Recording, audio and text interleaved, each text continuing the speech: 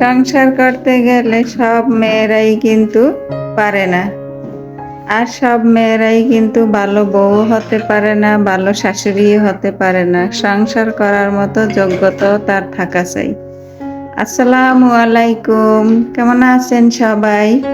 আশা করছি আমার প্রিয় আপুরা, ভাইয়ারা ও দিদিমণিরা যে যেখানে আছেন না কেন, আল্লাহর অশেষ রহমতে সবাই অনেক বেশি ভালো আছেন এবং সুস্থ আছেন।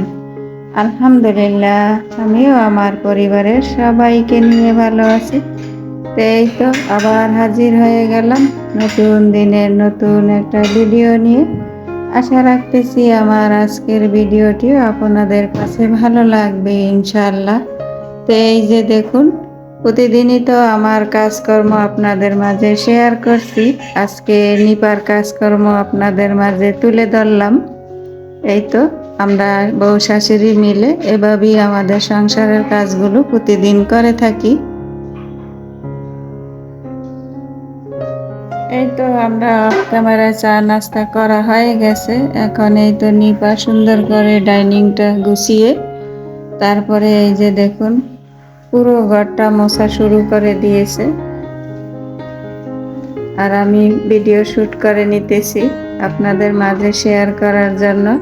প্রতিটা ঘরে ঘরে যদি শাশুড়ি বৌমা মিলেমিশে কাজ করে বা মিলেমিশে থাকে, তাহলে আমার মনে হয় সে সংসারে শুধু শান্তি আর শান্তি বজায় থাকবে, কোনো রকমের অশান্তি হবে না ইনশাআল্লাহ। সবাই চেষ্টা করবেন, বৌমারা চেষ্টা করবেন শাশুড়ির সুখ দুঃখ বোঝার জন্য, আর শাশুড়িরা চেষ্টা করবেন বৌমার সুখ দুঃখ বোঝার জন্য। একে অপরের সুখ দুঃখ যদি বুঝে নেওয়া যায়, তাহলে সেখানে আর কোনো ঝামেলাই হয় না।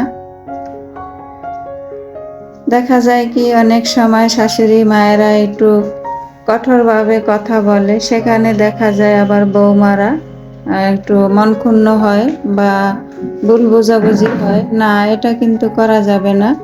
শাশুড়িরা কোনোভাবে কোনো কঠোরভাবে কোনো কথাবার্তা বললে সেটাকে নিজের মা শাসন করেছে বলে যদি মনে করা যায়, তাহলে সেখানে কিন্তু আর কোনো ঝামেলা হয় না। আর বৌমারাও যদি কোনো ভুল ত্রুটি করে, শাশুড়ি যদি সেটা হাসি মুখে মেনে নেয় যে আমার মেয়ের মতো মেয়ে এই ভুলটা করেছে, আমি সেটা সংশোধন করে নেব, তাহলেও কিন্তু সেখানে সমস্যা সমাধান হয়ে যায়। তো এখন এইভাবে পুরো বাসাটাকে আজকে মুছে নেবে। আমি তো পুরো বাসা একদিনে মুছতে পারি না, একটা একটা করে মুছি। কিন্তু ও আজকে আমার বাসায় 4টা রুম আছে, রান্নাঘর নিয়ে 5টা, ও সবগুলো মুছবে আজকে। ও আবার কাজ করলে পরিপূর্ণভাবে সম্পূর্ণ একদিনই করে শেষ করে দেয়। ও সামনের রুমগুলো মুছতে মুছতে এই তো আমি পিছনের 2টা রুম ঝাড়ু দিয়ে দিচ্ছি, যেন ওর মোছাটা তাড়াতাড়ি ক্লিয়ার হয়ে যায়। তা না হলে তো একটু দেরি হয়ে যাবে। এই তো আমি মেয়েদের রুমগুলো ঝাড়ু দিয়ে নিচ্ছি। তো এইভাবে আসলে কি কাজকর্ম, সংসারের কাজকর্ম বলেন আর বাইরের কাজকর্ম বলেন, সংসারের ফ্যামিলিতে যতজন লোকজন থাকে সবাই যদি একটু মিলেমিশে ভাগাভাগি করা হয়, তাহলে দেখা যায় কাজগুলো খুব সহজ হয়ে যায় আর ভালোও লাগে কাজ করতে। দেখুন কত ধুলাবালি, এই তো ধুলাবালির দিন আসছে। এখন ধুলাবালি দেখুন, কে বলবে ফ্ল্যাট বাসায় যে এত ধুলাবালি হয়। দেখুন কতগুলা ধুলাবালি বের হয়েছে একটা রুম থেকে।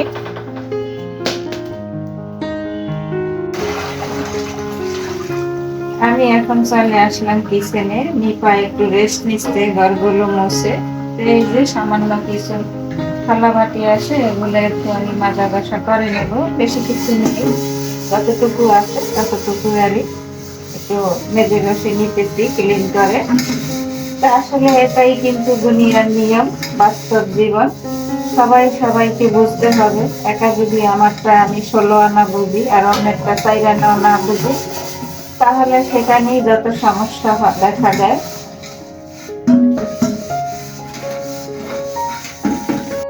থালাবাটিগুলি ধুইয়ে কিছুটা সময় পার করলাম, আপুদের ভিডিও দেখলাম। চারপাশটা এখন চলে যাচ্ছি ব্যালকনিতে, দেখি আমার গাছগুলোর কি অবস্থা। ও মা, নিপা তো পড়াশোনাও করছে মাশাআল্লাহ। নিপার জন্য সবাই দোয়া করবেন, এমন বৌমা যেন প্রতিটা ঘরে ঘরে হয়। ও কিন্তু রেস্টে থাকে না, একটার পর একটা কাজ করতেই থাকে যখন বাসায় থাকে। আর যখন ওর ক্লাস থাকে তখন তো আর কোনো কথাই নেই।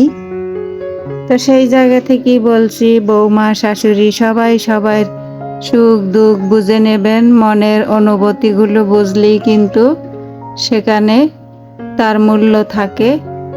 সব কিছু বোঝা যায়, হাসি কান্না দুঃখ সুখ সব কিছু মিলিয়ে কিন্তু এই আমাদের বাস্তব জীবন। মাশাআল্লাহ, এই তো বারান্দাটাও কিন্তু সুন্দর করে মুছে নিয়েছে। আর এই তো মানি প্লান্ট গাছগুলো একটু রোদ্রে রাখছে। এই তো মোটামুটি আছে। এইবার তো কিছুই করি নাই নতুন করে, দেখা যাক নতুন বাসায় যে করার মতো সুবিধা হলে অবশ্যই করব। এখানে আর আপাতত কিছু করছি না। আর এই যে দেখা যাচ্ছে এখানে আমার কাটা মুকুট গাছে এই তো মাশাআল্লাহ দিলে কলি আসছে, কিছুদিনের মধ্যে এগুলো ফুটে যাবে।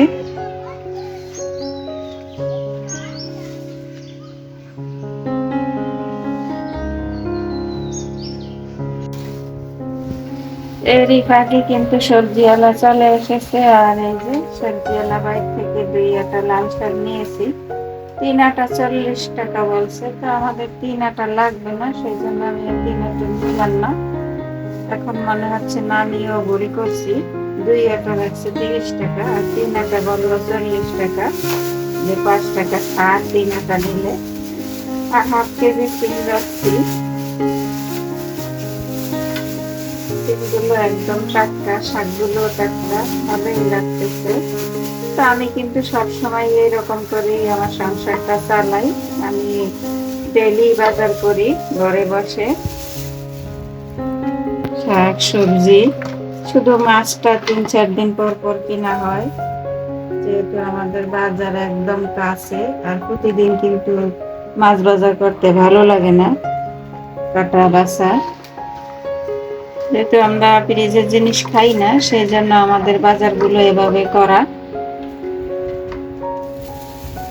টাটকা জিনিস খেতে পারলে কেউ কি ফ্রিজে রেখে খায় বলুন তো? এখন এগুলো কাটা বাছা করে নেব। আজকে আর আমি কোনো কাজ বাগই পাবো না। এই তো নিপা আমাকে দিল না কাটতে, সে পড়া রেখে উঠে আসছে, এখন কাটাকাটি করবে সে। তার কিন্তু কাটাকাটি করার অনেক শখ, মোটামুটি সব কাজই করার আগ্রহ আছে। এই তো সে বসে বসে সবকিছু এখন কেটে কুটে নেবে। আজকে আমি একটু আরাম করব। অনেকটা সময় আরাম করেছি, আজকের দিনের জন্য করি নাই। বলেছিলাম না আজকের দিনটা আরাম করব, না আজকের দিনটা তো পুরাটা দিন আরাম করা যাবে না, আমার বিবেকে বলল। তো নিফার কিন্তু রান্না বান্না শেষ, লাল শাক ভাজি করছে সিম দিয়ে, তারপরে পাতলা ডাল রান্না করছে জলপাই দিয়ে। আর এই যে এই কাজটা আমাকে করতে হবে, কারণ সব কাজ তো আর নিপার উপরে ছেড়ে দিলে চলবে না। আর এইগুলা কি আপনারা কি চিনতে পারছেন? দেখুন তো, এইগুলাকে কি চিংড়ি বলে আমি জানি না, তবে এইগুলা দিয়ে বড়া খেতে খুব টেস্ট। আবার চিংড়ির ঠুসি যেটা আমাদের দেশে করে, সেটাও খেতে কিন্তু অনেক মজা। তো আমি কিন্তু এটা দিয়ে আজকে বড়া করব। সকালবেলা রাখছিলাম, তো আপনাদের সাথে আর ভিডিও ক্লিপ নিতে খেয়াল ছিল না। একদম পরিষ্কার কুচো চিংড়ি, কুচো চিংড়ি কি চিংড়ি তো দেখাই যাচ্ছে না একেবারে, দেখুন কি বলবো, ভর্তার মতো। যার জন্য আমি আর ব্লেন্ডও করি নাই, আর পাটায়ও পিসি নাই, এমনিতেই হয়ে যাবে। তো এখানে আমি এখন সব ধরনের মশলা দিয়ে দেব। এই যে দিয়ে দিচ্ছি কাঁচামরিচ, তারপরে আমি আজকে এই রেসিপিটা আপনাদের সাথে শেয়ার করছি। এই যে কিছুটা থেতো করা রসুন দিয়ে দিলাম, তারপরে পেঁয়াজ তো একটু বেশি পরিমাণে দিতে হবে, পেঁয়াজ কুচি। এই যে দেখুন পেঁয়াজের পরিমাণটা কিন্তু আমি একটু বেশি করে দিয়েছি, তাহলে খেতে ভালো লাগবে। তারপরে এই তো ধনেপাতা কুচি,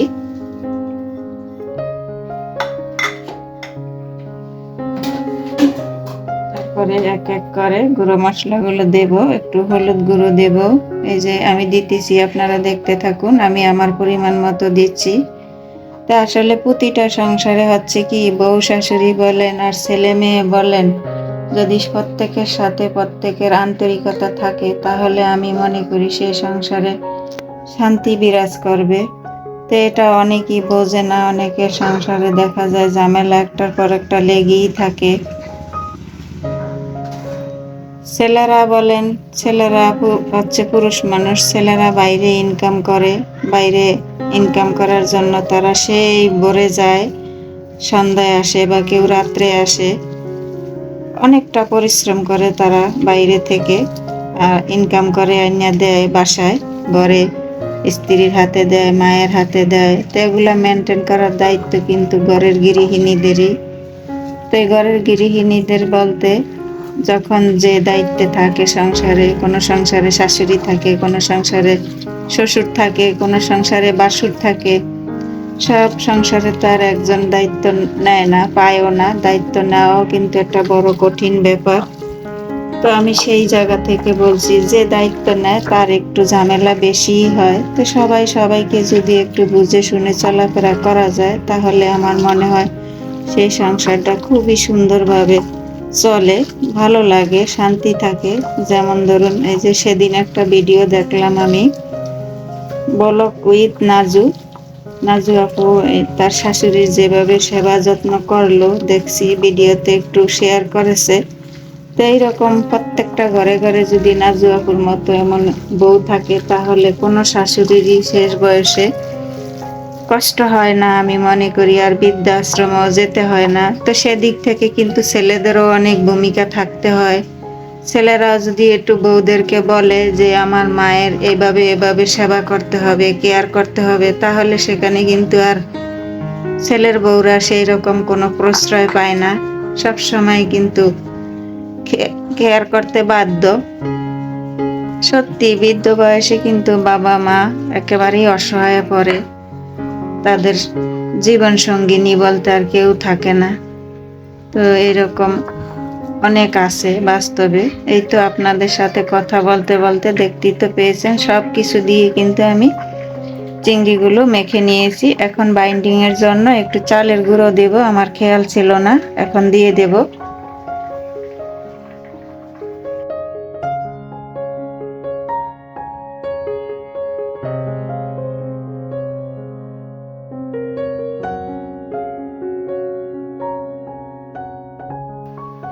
চিংড়ি মাছের বড়াগুলো ভাজার জন্য চুলায় চলে আসলাম, আর চুলায় ক্যামেরায় ফ্রাই প্যান বসিয়ে আমার পরিমাণ মতো আমি সাদা তেল দিয়ে নিচ্ছি। এখন এই তো পেঁয়াজের মতো ভেজে নেব।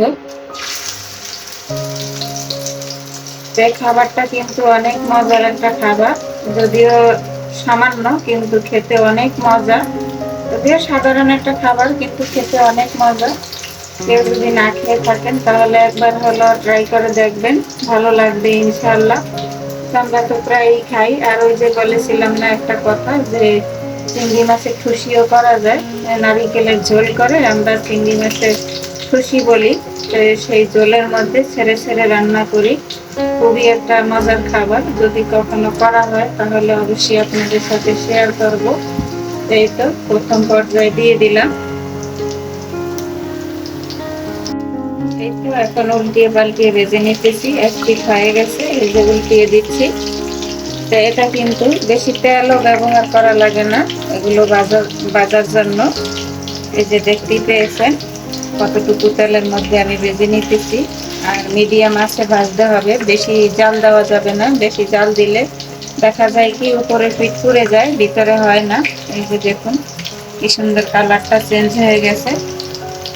এই যে এইভাবে আমি উল্টিয়ে পাল্টিয়ে সবগুলো ভেজে নেব। এই তো আমার চিংড়ি মাছের চাপ বলেন আর বড়া বলেন, যেটাই বলেন, প্রায় ভাজা শেষ। এই তো আর এই মাত্র 3টে আছে। আর এই যে দেখুন সবগুলো ভেজে নিয়েছি। তো এর মধ্যে আমি আর নিপা দুজনে দুটা খেয়েও নিয়েছি, খেয়ে দেখলাম কিরকম টেস্ট হয়েছে। মাশাল্লাহ ভালোই হয়েছে। আর যে ধনিয়া পাতার একটা স্মেল, ধনিয়া পাতা তারপরে রসুন, আপনারা খেয়াল করেছেন কিনা আমি জানি না, আমি কিন্তু রসুনটা থেতো করে দিয়েছি। এই যে বাজার সময় সুন্দর একটা স্মেল বের হয়েছে রসুন আর ধনে পাতার। আর চিংড়ি মাছের স্মেল তো আছেই, জাস্ট ওয়াও, অনেক সুন্দর, অনেক মজা হয়েছে।